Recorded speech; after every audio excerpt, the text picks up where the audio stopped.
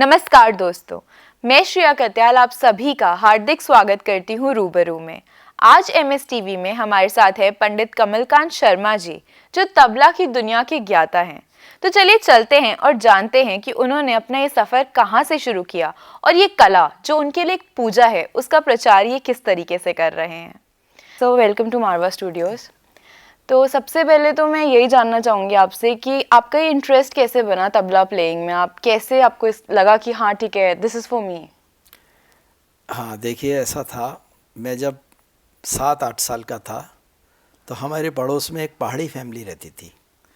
वो शाम के समय में कीर्तन किया करते थे, ढोलक, हारमोनियम और चिमटा बजा करके। तो मैं जब छोटा था तो मैं उनके घर में जा कर के बैठ जाता था और मेरी माताजी को मुझको बहुत आग्रह करके वापस लाना पड़ता था और मेरा मन वहीं रमता था। अच्छा। इत्तेफाक हुआ कि सबसे पहला जो बाल भवन बना था वो तुर्कमान गेट पे बना था और वो हमारे घर से सिर्फ वॉकिंग डिस्टेंस था कि 5 मिनट में हम पहुंच सकते थे। तो मेरे पेरेंट्स मुझको वहाँ ले जाते थे, तो जहाँ तबला सिखाया जाता था मैं वहीं बैठता था जा कर के। और वहाँ प्रथम ज्ञान जो था मुझे, मेरे प्रथम गुरु जो थे रघुनाथ गोखले जी से मेरी उंगलियाँ सबसे पहले उन्होंने तबले पे रखवाई और वहीं से मेरा तबले में इंटरेस्ट शुरू हुआ। और मैंने शायद उस समय बालपन में सीखा था या जो भी सीखा था उसी से आकर्षण बढ़ता चला गया और मैं आगे बढ़ा उसमें। तो मतलब कुछ था जो आपकी आत्मा को अपने आप तबले की तरफ हाँ खींचता बिल्कुल था। बिल्कुल, वो उसी में फोकस होके रह गया। हाँ हाँ। तो किस तरीके की फीलिंग आती है जब आप प्ले करते हो? एक जब मतलब क्योंकि I can see that you are a real artist और ये आपके अंदर एक क्वालिटी है जो आपने एक्सप्लोर करी, तो वो क्या फीलिंग होती है जब आप प्ले करते हो? देखिए, ऐसा होता है, हर आदमी में कोई ना कोई एक विशेष गुण होता है या भगवान ने उसको उसी के लिए बना करके भेजा होता है। तो शायद मेरे को भगवान ने बना के भेजा था वो शायद इसी के माध्यम से, जबकि मेरी फैमिली में कोई संगीत का जानकार नहीं है।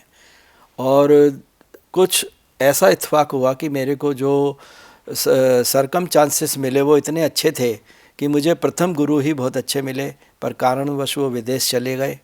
फिर मेरे पिताजी ने मेरे से कहा कि बेटा अगर तुम इसे कंटिन्यू करना चाहते हो तो मैं तुमको और गुरु के पास भेजूंगा।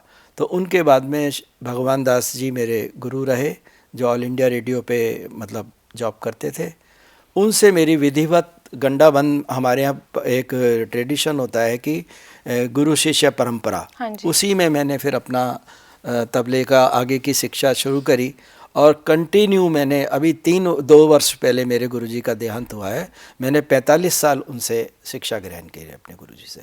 तो मतलब आपने पूरी जिंदगी अपनी हाँ, इसको मैंने डिवोट 45 साल अपने, और मैंने, क्योंकि मेरे पास पैसे नहीं होते थे तो मैंने शिक्षा जो होती है 3 तरह ग्रहण की जाती है, तन से, मन से या धन से। तो धन नहीं था तो मन और तन था, तो मैंने उसी के द्वारा अपने गुरुजी से शिक्षा ग्रहण करी। मन और तन हो तो धन अपने आप आ जाता है। जी जी। सो एक मतलब एक डिवोशन होती है, एक पैशन होता है, और मैं समझती हूँ कि बहुत लकी हमें भगवान ने, सबने कोई ना कोई, भगवान ने सबको ब्लेसिंग दी है, राइट? कोई अच्छा गायक है, कोई अच्छा तबला प्लेयर है, आपकी तरह आर्टिस्ट है, तो बहुत लकी होते हैं वो लोग जो इसको जान पाते हैं और फिर उसी को अपना करियर या अपनी श्रद्धा से पूरी जिंदगी अपनाते हैं अपनी लाइफ में। तो आप एक एग्जाम्पल है उसके। अब मैं जानना चाहती हूँ कि ऑब्वियसली कोई भी चीज़ अगर आप करने निकलते हो और करना चाहते हो तो उसमें स्ट्रगल तो आती है, रुकावटें आती हैं। बहुत आती तो हैं। आपकी ऐसी क्या रुकावटें थी जिनको आपने ओवरकम किया? जी, उसमें देखिए ऐसा था, हम ऐसी फैमिली से थे जहाँ पढ़ाई लिखाई को या और महत्व और बातों को दिया जाता था। जिस समय मैंने संगीत में अपना वो शुरू किया, कैरियर शुरू किया, तो पारिवारिक दृष्टि से हमारे जो रिश्तेदार थे या जो और लोग थे वो मतलब इस काम को अच्छी दृष्टि से नहीं देखते थे और पिताजी को कटाक्ष करते थे या उनको कहते थे कि किस काम में तुमने अपने बेटे को लगा दिया है, किसी अच्छे उसमें प्रोफेशन में डालते तो कुछ अच्छा रहता।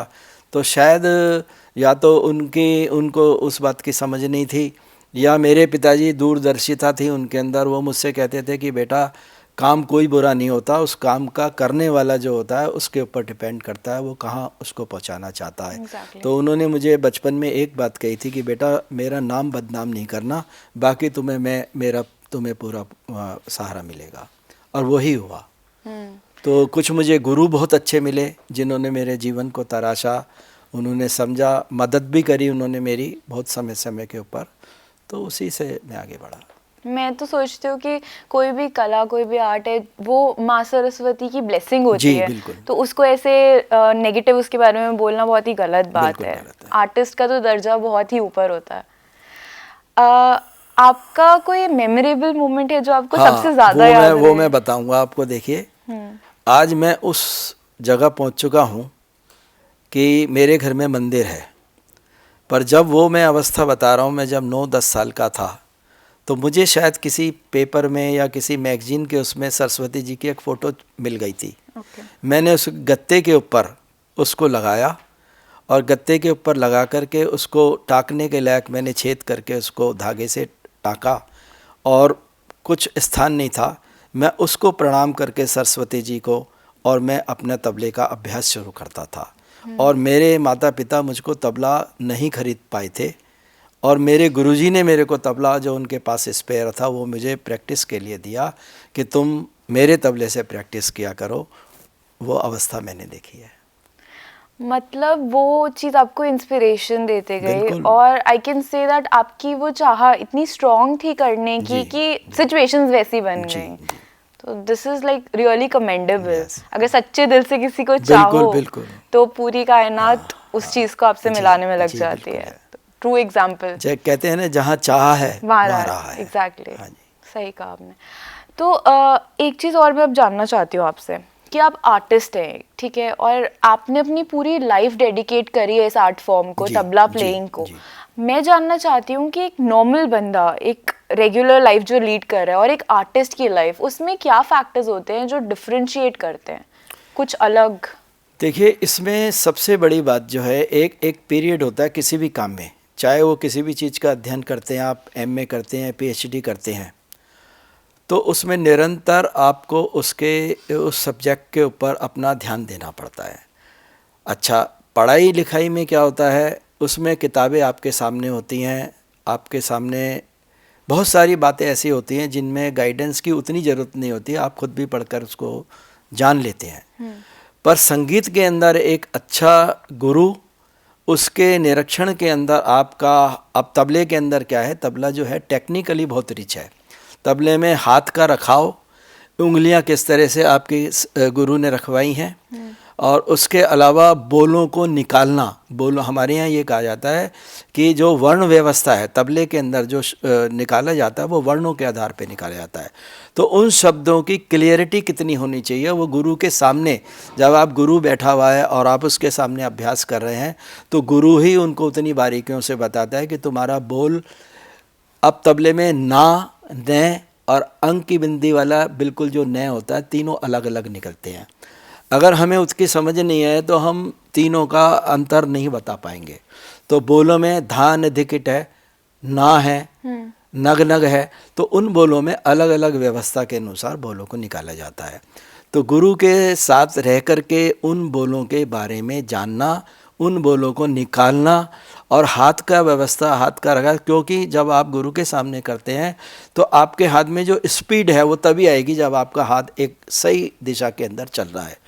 तो गुरु का संपर्क बना रहना, वो कम से कम भी नहीं तो मैं समझता हूँ उसमें कम से कम 10-12 साल बहुत ज़रूरी होता है किसी के भी बनने में। 10-12 साल। तो मैं लगातार अपने गुरुजी के पास, चाहे आंधी आती थी, चाहे तूफान आता था, चाहे बारिश होती थी, चाहे सर्दी गर्मी होती थी, निरंतर एवरी डे मैं अपने गुरु के घर पे जाता था।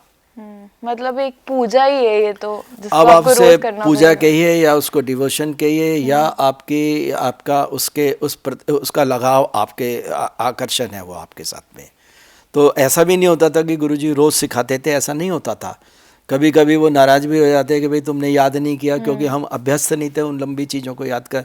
अच्छा, उनकी एक शर्त थी कि लिखने नहीं दूंगा। अच्छा। जो याद करना है वो कंठस्थ याद करोगे, और जो मतलब जो है लिखना घर पे जा करके। तो हम घर जाते जाते तक भूल जाते थे। तो सारे रास्ते में हम उसी बोल को कई लोग देख करके हंसते भी थे कि अब बड़बड़ाता हुआ जा रहा है, क्या कर रहा है, पर हम अपने लेसन को याद करते हुए जाते थे। और उसमें अलग अलग छंद होते हैं, उसके अंदर अलग अलग ग्रुप्स होते हैं जिनको घर जाते तक भूल भी जाते थे, फिर जा कर के फिर याद करते थे। तो ये चलता रहा। लोगों का क्या है, लोग तो कुछ भी कहते हैं। मतलब मैंने तो इस पे एक वन लाइनर बनाया हुआ है that today if they call you a fool, tomorrow you are going to rule. So that doesn't matter. आपको पता होना चाहिए कि आप सही कर रहे हो। अच्छा, अभी गुरु की जैसे बात आई है, तो एक अच्छा गुरु मिलना भी बहुत इम्पोर्टेंट है। बिल्कुल, बहुत जरूरी है वो चीज़। मतलब मैं देखती हूँ कि स्टूडेंट्स कई बार अपना टाइम वेस्ट कर रहे होते हैं, कुछ लोगों को नहीं होता ज्ञान, फिर भी वो सिखाने में चले जाते हैं। तो ऐसे लोगों के लिए आप क्या कहना चाहते हैं? देखिए, आज क्या हो गया, आज के युग में पैसा प्रधान हो गया। पहले के युग में ज्ञान प्रधान था। हाँ जी। कोई भी एक अच्छा गुरु अपने अच्छे विद्यार्थी को ज्ञान देकर खुश होता था। पर आज जो है बेवकूफ़ बना करके कोई भी आदमी, आज जिसको कोई एक्सपीरियंस नहीं है, वो गुरु बन बैठा है। उसकी अवस्था भी नहीं है। गुरु का मतलब होता है उसके जीवन में कम से कम ने उस काम के ऊपर 10-15 साल काम किया हो, तब वो गुरु कहलाने के लायक है। आज तो जो MA करके निकला है, या जो BA भी नहीं करी, या जो कभी खड़ा ही हुआ जा करके वो गुरु बन गया है, तो वो उसके पास ज्ञान नहीं है। तो ऐसे अंधकार के अंदर जब कोई किसी को ज्ञान देता है तो वो खुद भी नहीं जानता, ना वो करा पाता। सही बात है। Half knowledge is really dangerous. ये बात है। अच्छा, आप आज बहुत ही सारे बच्चों को सिखाते भी हैं, आप टीचिंग में भी हैं, तो मुझे बताइए कि वो एक्सपीरियंस कैसा है, एक टीचर होने का एक्सपीरियंस, और किस तरीके के स्टूडेंट्स होते हैं? मैं बताता हूँ। अभी रिसेंटली जो मुझे बड़ा कभी कभी कहते हुए अपने पे भी गर्व होता है, या भगवान ने मेरे को उस लायक बना दिया। अभी रिसेंटली मैंने एक मतलब जो कपल हैं उनको सिखाना शुरू किया है। वो 75+ हैं। अच्छा। और उनकी बेटी असल में मेरे से सीखना चाहती थी, तो मैंने उनको वायदा किया था कि वो बहुत उन्होंने इंसिस्ट किया कि सर मेरे को एक क्लास दे दो। तो जब मैं उनके घर गया तो उनके पेरेंट्स कहने लगे कि हमने अपनी बेटी को सिखाते हुए देखा है, तो गुरुजी हम भी आपसे सीखना चाहते हैं।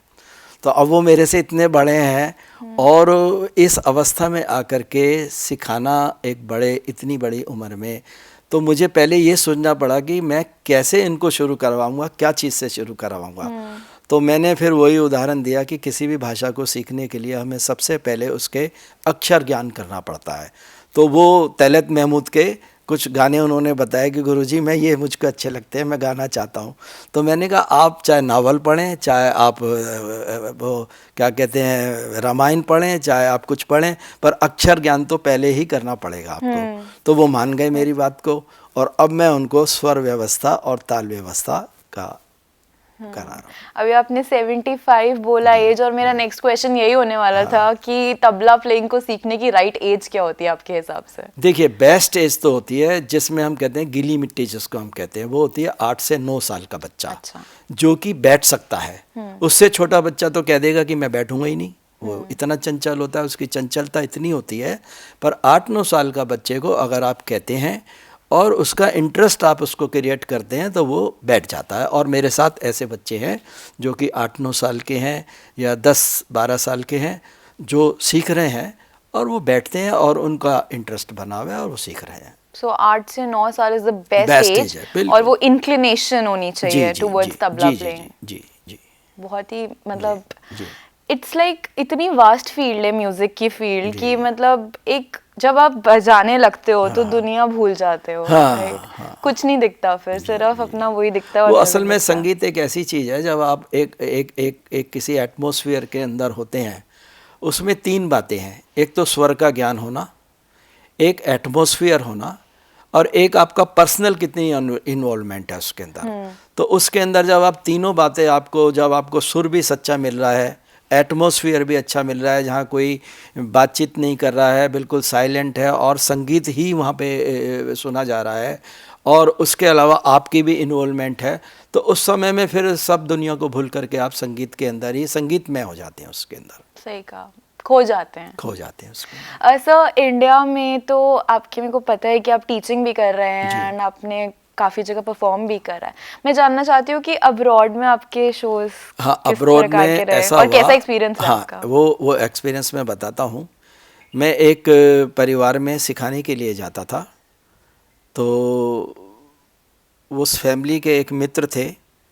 तो एक दिन उन्होंने मुझसे कहा कि सर आज हमारे एक फॉरेन फ्रेंड आ रहे हैं, तो वो भी आपसे तबला सीखना चाहते हैं। मैंने सोचा कि ऐसे ही कोई आ रहे होंगे। तो वो एक अंग्रेज़ थे। अच्छा। जब वो आए तो उन्होंने मेरे को प्रणाम किया। तो वो कहने लगे मैं तुमसे तबला सीखना चाहता हूँ। तो मैंने कहा ठीक है, मैं आपको तबला बताऊंगा। पर मेरे को तो ये डर लग रहा था, मैं इंग्लिश नहीं जानता था बोलनी बहुत अच्छी, और बहुत ही, मैं तो बहुत बड़े स्कूल से नहीं पढ़ा। तो मुझे डर ये लग रहा था कि मैं कैसे सिखाऊंगा वो इंग्लिश बोलकर। पर वो मेरे से हिंदी में बात करने लगे। पर मुझे बाद में पता चला जब बातचीत हुई, बट तबला वो सीखने के लिए तो उनको हिंदी आनी चाहिए थी। नहीं, वो ज़रूरी नहीं था। वो लॉर्ड माउंटबेटन के एडीसी थे, कर्नल लायनल ग्रेगरी। अच्छा। वो उनके फैमिली फ्रेंड थे। तो वो किसी विशेष कार्य से यहाँ आए थे, पर तबले में उनका इंटरेस्ट था। तो मैंने उनको फर्स्ट लेसन दिया जैसा भी वो समझ पाए। पर उन्होंने उस समय में मेरे को एक ऑफ़र किया, कहने लगे कि आज कैनेडियन हाई कमीशन में हम परफॉर्म कर रहे हैं, मेरे साथ कुछ स्टूडेंट्स आए हुए हैं, तो मुझे लगता है आप उनके साथ एकम्पनी कर पाओगे, तो आज शाम को आप वहाँ बजाने आ सकते हो, तो मुझे खुशी होगी। ओके। उस समय मैं भी करीब 24-25 साल का था। मुझे तो ये था, संगीत से प्रेम था, और मेरे को ये लगा कि भाई वेस्टर्न म्यूज़िक के उनके साथ में बजाऊंगा तो मैं देखता हूँ। एक वो नया एक एक्सपोजर भी एक्सपेरिमेंट मिल था रहा मेरे था वास्ते। आपको। हाँ जी। खैर, मैंने जब उनके साथ में बजाया तो उनको बहुत अच्छा लगा। फिर उन्होंने मुझे ऑफ़र किया कि भाई हम पूरी इंडिया में, जो कॉमनवेल्थ का एक ग्रुप था तो वो उसमें परफॉर्म कर रहे थे, तो उन्होंने मेरे को ऑफ़र किया कि भाई आप हमारे को शेयर उसमें ज्वाइन करेंगे। तो हमें ऑल ओवर इंडिया उनको जाना था। मैंने कहा भाई मैं अपने फादर से परमिशन लूँगा पहले, तो तभी मैं बता सकूँगा। फिर मैं घर गया, मैंने अपने पिताजी से पूछा। पिताजी ने मेरे को कहा कि बेटा देखो अपना ध्यान रखना, हम तो जानते नहीं, नए लोग हैं। तो खैर उन्होंने, फिर वो मेरे घर आए और उन्होंने मेरे पिताजी को प्रॉमिस किया कि शर्मा जी आपका बेटे को मैं बिल्कुल लुक आफ्टर करूँगा, और आप वेजिटेरियन हैं, मैं भी वेजिटेरियन रहूँगा जब तक मैं इंडिया में रहूँगा, मैं आपके बेटे को कभी इंसिस्ट नहीं करूँगा। तो वो मेरा पहला मतलब एक्सपीरियंस था कि मैं उन फॉरेनर लोगों के साथ में गया। फिर उन्होंने जाते वक्त, जब वो इंडिया से जा रहे थे, कहने लगे Kamalkant one day I will call you England. तो मेरे को ऐसा लगा कि जैसे कोई भी आदमी किसी को एक प्रॉमिस करके चला जाता है।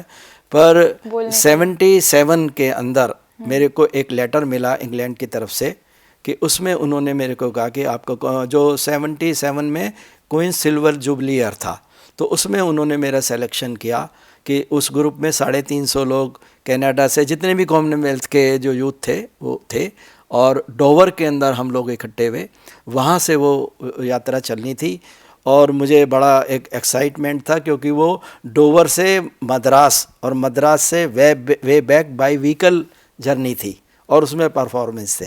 तो उसमें एक मैंने छोटी सी कंपोजिशन की थी तबले की, क्योंकि वो कहते थे क्राइंग ड्रम है, क्योंकि ड्रम ही होता है जो सबको इकट्ठा करता है। तो उसमें एक कंपोजिशन वो सबसे पहले मैं बजाता था, उसके बाद वो ग्रुप। तो वो मैंने पूरा यूरोप, पूरा मिडिल ईस्ट, पाकिस्तान और इंडिया सारा फर्स्ट टाइम में ही मुझे मैंने। लगता है बात करते करते उसी में फ्लैशबैक में चले गए, क्योंकि वो मेमोरी की चमक मैं आपकी आंखों में देख सकती हूँ। वो मैंने उन लोगों के साथ में बोल नहीं सकता था। फिर धीरे धीरे मैंने इंग्लिश की प्रैक्टिस की अपनी, थोड़ा उल्टा सीधा बोल लेता था। और नई नई जो सीरिया, ईरान, इराक, उस धरती को मैंने देखा है, ईरान और अफ़गानिस्तान, ये सारा का सारा वो उस उम्र में मैंने, हाँ, मैं देखा। वो म्यूज़िक के थ्रू हुआ, अदरवाइज मेरे जैसा आदमी कहाँ जा सकता है। तो गुरुजी आज मुझे बहुत अच्छा लग रहा है कि एक ऐसा इंसान जिसके पास अपनी कला का इतना ज्ञान है, इतना एक्सपीरियंस है, उससे मैं बात कर पा रही हूँ। सो मुझे बहुत ही एक्साइटमेंट फील हो रही है और बहुत ही अच्छा लग रहा है, अपने ऊपर भी बहुत गर्व, आई कैन फील इट। सो अब मैं आपसे जानना चाहती हूँ कि सिंस आपके पास इतना एक्सपीरियंस है, रियल लाइफ एक्सपीरियंस है, नॉलेज है, और पूरा मतलब इतने साल आपने दिए हैं इस आर्ट फॉर्म को, मैं चाहती हूँ कि अब आप एक इंस्पिरेशनल मैसेज दें उन लोगों के लिए जो इस फील्ड में जाना चाहते हैं, और मतलब क्या चीज़ें उनको अपने माइंड में रखनी चाहिए। देखिए, इसके बारे में यही कहूँगा कि हमारे भारतवर्ष में हमारे को कुछ ऐसे हमारे पूर्वजों ने दिया है, चाहे वो भक्ति है, चाहे पूजा पाठ का नियम है, चाहे अपने को रखने का नियम है, और संगीत जो हमारे यहाँ है जिस भी रूप में है वो, चाहे वो आप फोक म्यूज़िक में कहिए उसको, चाहे आप उसको क्लासिकल, तो हमारा ऐसा है जिसमें रागों की व्यवस्था समय के अनुसार है, ऋतुओं के अनुसार है। तो उसके लिए मतलब एक इतनी बड़ी चीज़ है वो, इतनी बड़ी उसकी अनुभूति है कि जिसमें कोई भी आदमी, विदेशी भी आजकल आप देख रहे हैं, वो भी रम जाते हैं उसके अंदर। आज बड़े दुख की बात है कि हम लोग उस चीज़ को छोड़ रहे हैं, त्याग कर रहे हैं। क्यों? हम मेहनती नहीं रह गए। हम थोड़ा सा आज पौधा लगा करके और कल ही उसका फल खाना चाह रहे हैं, तो हमारे अंदर संयम नहीं है। और एक किसी भी काम के अंदर उसको उत्कृष्ट उस पे आने के लिए हमारे को संयम होना चाहिए। धीरे धीरे जब वो कला बढ़ती है, एक वृक्ष बढ़ता है, एक तो पौधा होता है, एक बिल्कुल छोटा सा वो होता है बेबी पौधा, जिसको एक वृक्ष बन जाता है जिसके नीचे हजारों पक्षी, हजारों लोग बाग खड़े हो जाते हैं। तो आज दुख की बात है कि हम वो नहीं बनना देना चाह रहे। हम ग्लैमर की दुनिया में बहुत आ रहे हैं। आज कोई भी हम सिखाने जाते हैं तो वो ये पूछता है, जैसे सर हमें कितने दिन में आ जाएगा। वो ये सोचते हैं कि शायद 1 महीने में या 15 दिन में या 2-4 क्लासों में वो सीख जाएंगे। ऐसा नहीं है। 45 वर्ष में अपने गुरु के पास में गया, और मैं अभी भी अगर मेरे को कोई सीखने की चीज़ की इच्छा होती है, मैं उस व्यक्ति के पास जा कर के सीखता हूँ। मैं अभी भी, मेरे में संयम है, मैं उसको सीखना चाहता हूँ, क्योंकि इतना कुछ इसमें अपार भंडार है, इतना अपार भंडार है कि इसको सीखते सीखते मैं एक दिन एक छोटी सी बात बता रहा हूँ। मैं जब अमजद अली खान साहब के घर जाया करता था, उनके फादर बहुत एज में थे, वो कभी कभी मतलब होश में नहीं होते थे। तो एक दिन मैं रात को फ्रिज से दूध लेने गया था, तो उनको होश आ गया, तो उन्होंने आवाज़ लगाई, कौन है? मैंने कहा अब्बा मियाँ मैं कमलकांत हूँ। अच्छा मेरे सामने आओ। कहने लगे बेटा एक कदव सिंह का मैं एक टुकड़ा सिखा रहा हूँ तुमको, वो जल्दी से ले लो। तो मैं बड़ा लकी था, उन्होंने एक दफ़ा बोला और मेरी इतनी मतलब ग्रास्पिंग पावर बढ़ चुकी थी कि क्या था, नगधे दृगड़ तक धूम गिर तक धीरे तक धा ता दृगड़ तक धा ता दृगड़ तक धा। मैंने वंश बोला और मैंने वंश ही सीख लिया उसको। मैंने आके खान साहब को बताया, वो इतने खुश हुए कि अब्बा मियाँ से तेरे को प्रसाद मिला है ये। तो ऐसे चीज़ें भी मिली हैं, ये वो उन्हीं लोगों को आती है जो एक्चुअली करना चाहते हैं। तो मुझे आज तक याद है वो, और कमाल का टुकड़ा है वो पखावच का। तो ऐसी चीज़ें ये तभी मिलती हैं जब आपके अंदर उस चीज़ के प्रति डिवोशन होता है। थैंक यू सर, यहाँ आने के लिए, हम पर अपनी नॉलेज स्प्रिंकल करने के लिए, अपने एक्सपीरियंसेस शेयर करने के लिए। मुझे बहुत अच्छा लगा कि आप आज यहाँ मारवा स्टूडियोज़ में आए। Thanks a lot. तो देखा दोस्तों आपने कि अगर आप कुछ चाहते हैं सच में करना, तो पूरी कायनात उस चीज़ को आपसे मिलाने में लग जाती है।